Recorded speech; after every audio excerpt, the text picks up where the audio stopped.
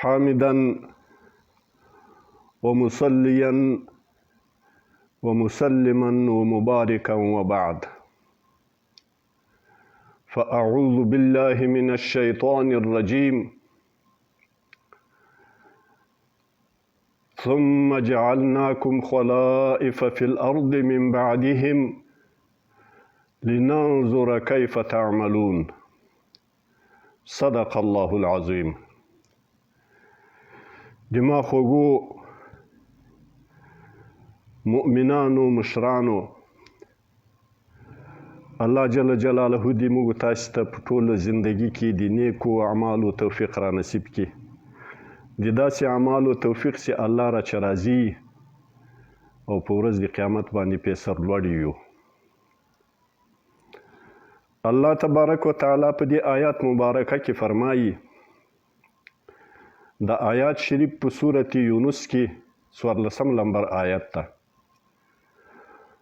فرمایي ثم جعلناكم خلائف في الأرض. د دې مخکې طاغي قرنونو او نافرمانه قرنونو له هلاکولو وروسته ما وګرځولئ خلیفګان په مځکه کې پس له هغو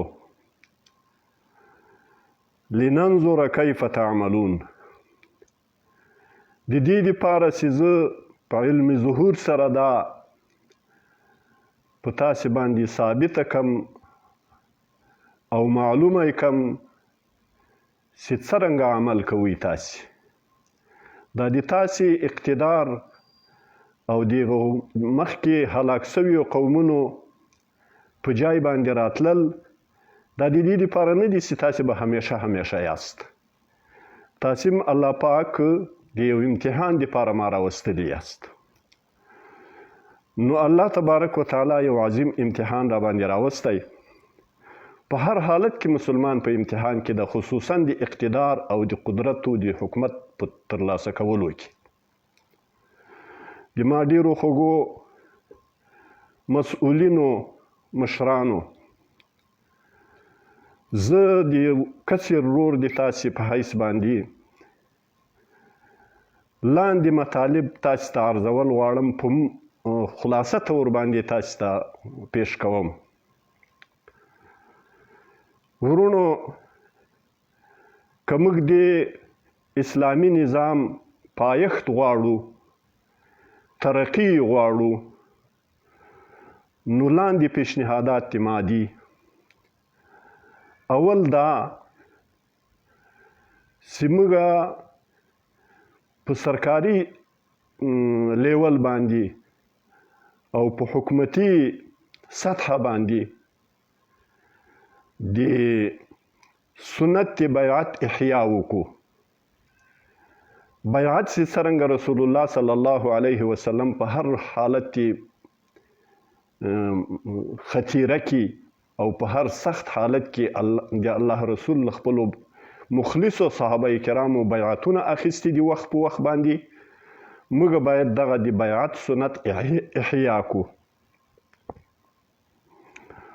لکه حضرت عباده ابن صامت رضی الله تعالی عنہ په خپل یو روایت کې نقل کوي، فرمایي وای بایعنا رسول الله صلی الله علیه وسلم علی السمع والطاعه. موږ له رسول الله صلی الله علیه وسلم سره په سمع، په خبر اورېدلو او په طاعت او په اطاعت او په حکم منلو باندې بیعت کاوه. په العسر والیسر، په سختی او په اسانی کې، والمنشط والمکره، او په خوشحالي او په نارضایي کې. که به په هغه کار باندې موږ راضي هم نه وو په خپل زړه کې، خو د رسول الله فیصله به وه، موږ به بیعت ورسره کاوه چې موږ به په دې کې د سره موافق یو. وعلى اثرة علینا، او په مختارولو باندې په موږ باندې چې که به موږ داسې یو څوک لید چې هغه د موږ تقاضا به دا وه چې دا د ما په سر امیر نه یي، خو رسول الله صلی الله علیه وسلم به هغه امیر و حاکم مقرر کړو، نو موږ به هغه ته اطاعت لرو.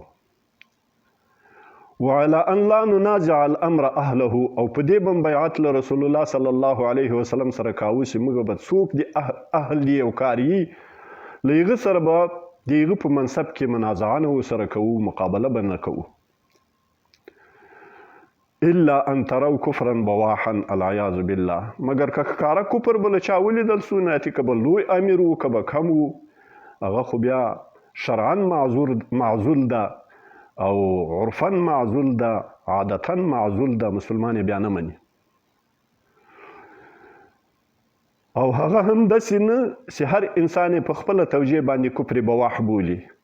عندکم من الله تعالی فيه برهان، د الله له لوري په هغې کې واضح او ستره دلیل وي. نو د ما مؤمنو ورونو په اخر د دې حدیث کې حضرت عباده ابن صامت رضی الله تعالی عنه فرمایي چې موږ به له رسول الله صلی الله علیه وسلم سره بیعت په دې کاوو چې ده به راڅه غوښتل چې ګورئ تاسې به حق وایاست، له ملامتي د ملامت کوونکي به نه ویرېږئ، په هر محل او په هر موقع کې به حق خبره کوي. وعلى ان نقول الحق اينما كنا لا نخاف في الله لومة لائم. دا حدیث متفق علیه حدیث د بخاری مسلم دواړو را نقل کړی. نو دغه سنت کې بیعت باید ژوندی کو.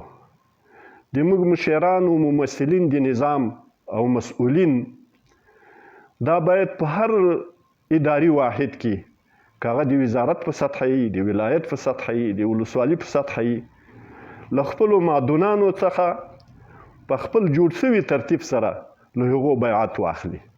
داسې نه چې د وزارت ټول پرسونل چې 5,000 6,000 10,000 کسان کېږي هغه به ټول په یو بیعت و یو مجلس ته راغواړي. خو مثلا وزیر له خپلو مسؤلینو لاندې لوړ رتبه مسؤلینو چې بیعت واخلي او هغه لوړ رتبه مسؤلین بیا په خپلو اداراتو کې له خپلو پرسونلونو مامورینو چې بیعت اخلي، والی د خپل ولایت له رئیسانو چې اخلي، رئیسان له خپلو معدونانو چې اخلي، ولسوالي له خپل پرسونل اخلي. په دې ترتیب باندې د بیعت مواد پکار دي او مواد ضرور دي چې په کومو موادو باندې به له دوی څخه بیعت اخلو. نو یو خو هغه مواد دي چې په دغه حدیث مبارک کې چې د بخاري او د مسلم حدیث ده په دې کې تصریح ذکر شوي دي چې خلاصه یې په 3 شیانو کې راځي. اول دا ده چې دلته بیعت په اطاعت باندې ده چې د امیرو د مافوق خبره به معدونان ټول مني او خامخا به یې مني، خبره به یې اروي، حکم به یې مني. او دوم د عدم او د قطع د منازعې او د اختلافاتو ده چې موږ به په خپل منځ کې د یو له بله سره منازعه نه کوو، اختلاف به نه کوو او مقابله به د یو د بل نه کوو، یو بل پښو نه وهو. او دریم دا چې موږ به حق وایو او له ملامتي د ملامت کوونکي به نه ویریو.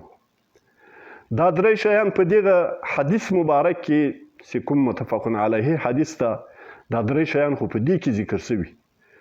خو د نن زمانې د حال په بنیاد باندې څو شیان نور باید په دې تعهدنامه کې او په دې بیعتنامه کې 5 مواد نور اضافه شي. اول له دې 3 موادو ماسوا څلورم دا کې راشي چې اخلاص په اعمالو کې. په دې باندې خپل فوق امیر او مدیر دا به له خپلو معدونانو څخه په اخلاص باندې بیعت اخلي چې ګورئ کوم کار او کوم عمل چې کوو موږ په اخلاص باندې به کوو، د الله د رضا په خاطر باندې به کوو او په اخلاص باندې به کوو. او دریم 5م یعنې 3 هغه و چې په حدیث کې خلاصه یې په حدیثو کې راغلي وه. دغه اضافي چې 5 شیان دي په 2 5 کې اول خو اخلاص سو او دوم کې خشوع په لمانځه کې چې لمونځ به په خشوع سره کوو. ورونو دا ډېر مهم امر ده. امام غزالی رحمت الله علیه فرمایي چې د چا په لمانځه کې خشوع نه وه هغه لمونځ دې بیرته راوګرځوي. خو د امام صاحب ابو حنیفه رحمت الله علیه احسان و شفقت ته او د مبارک اجتهاد ده چې هغه وایي چې لمونځ سوی ده. کنې هغه لمونځ چې کوم د انسان د فلاح او د کامیابۍ وال لمونځ د هغه لمونځ د خشوع وال ده. قد افلح المؤمنون الذین هم فی صلاتهم خاشعون. او دریم کې رعایت د مال د بیت المال په دې باندې بیعت واخیستل سي چې هر څوک چې د بیت المال کوم مال او حصه که هغه موټر ده که توپک ده که وسایل دي که د دفتر وسایل دي چې څه یې په لاس کې دي د هغه سره به د یو یتیم د مال په طور باندې سلوک کوي لکه هغه چې د یتیم مال وي. او څلورم له رشوته که ظاهري رشوت او که یعنې حقیقي رشوت او که حکمي رشوت له هغه څخه به ځان ساتي. حقیقي رشوت خو ظاهري رشوت خو دا ده چې یو څوک چاته پیسې ورکوي چې دا پیسې در واخله د ما دا کار راوکړه. او حکمي رشوت دا ده چې د هغه تحفې قبولي کړي، د هغه مېلمستیاوې قبولي کړي، د هغه مقصد هغه مدارات قبول کړي. په هغه مداراتو، په سلوکو او په هغه شناختو، په مېلمستیاو او په تحفو باندې د ده هغه طرف ته زړه مایله وي او بیا په هغه کې مقصد هغه معامله خرابېږي، قاضي د هغه په حق کې فیصله ورکوي. نو که ظاهري رشوت وي که باطني رشوت وي چې دې ته فساد ویل کېږي، اداري فساد بلل کېږي. ټول نظامونه د دنیا چې نسکورېږي او بربادېږي هغه له دغه فساد اداري چې بربادېږي، له رشوتخوري چې بربادېږي. او په دې کې د موږ مسؤلین او ممثلین د نظام که لوړ رتبه دي که ټیټ رتبه دي دا تعهد ولري، دا بیعت ولري چې دوی به رشوت نه ظاهري رشوت اخلي او نه به ضمني او حکمي رشوت اخلي. او بل اخرنی د بیعت توکی یا د بیعت ماده هغه دا ده چې تکبر او غرور به له ځانه باسي. هیڅ په دغه منصب او په دې عهده په دې باندې به دی تکبر نه کوي. دا د دنیا په کش و پش باندې، دا د خبرنګارانو په جمع و جوش باندې، په دې باندې به ده ته تکبر و غرور نه پیدا کیږي، بلکې نور به یې الله ته تواضع و انکسار پیدا کیږي. اقول قولي هذا استغفر الله لي ولكم ولجميع المؤمنين والمؤمنات.